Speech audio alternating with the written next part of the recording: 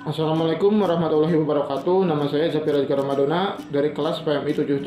Di sini saya akan mempresentasikan soal UTS mata kuliah Manajemen Penanggulangan Bencana. Jadi langsung saja ke pembahasannya. Yang pertama saya akan menjelaskan mengenai macam-macam bencana atau jenis bencana. Yang pertama ada bencana alam.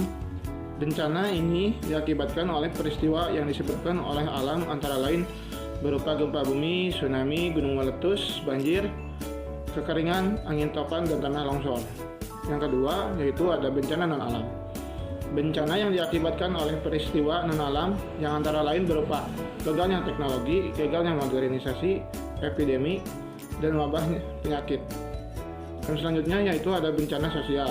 Bencana yang diakibatkan oleh peristiwa yang diakibatkan oleh manusia yang meliputi konflik sosial antar kelompok atau antar komunitas masyarakat dan teror. Dan selanjutnya yaitu dalil mengenai bencana alam.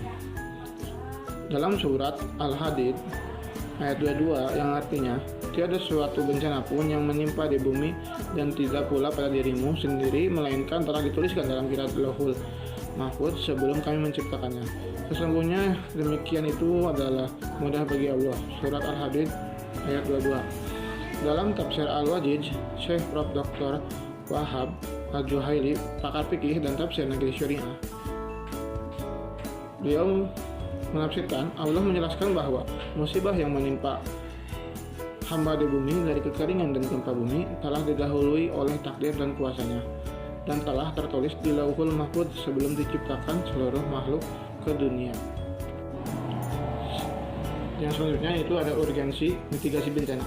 Pendidikan mitigasi bencana harus diterapkan di masyarakat karena tantangan ke depan terhadap risiko bencana kian besar, mengingat setiap tahunnya kejadian bencana terus meningkat sehingga menjadi keniscayaan bahwa pendidikan mitigasi bencana terus dilakukan di berbagai lini dan aspek kehidupan masyarakat.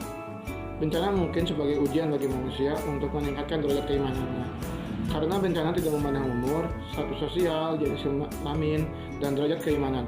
Sebagai seorang muslim, fenomena alam ini harus kita dilihat dengan baik-baik, sehingga kita harus bertanggung jawab untuk menjaga alam dan ekosistem yang ada di sekitar kita. Selanjutnya yaitu ada manajemen bencana.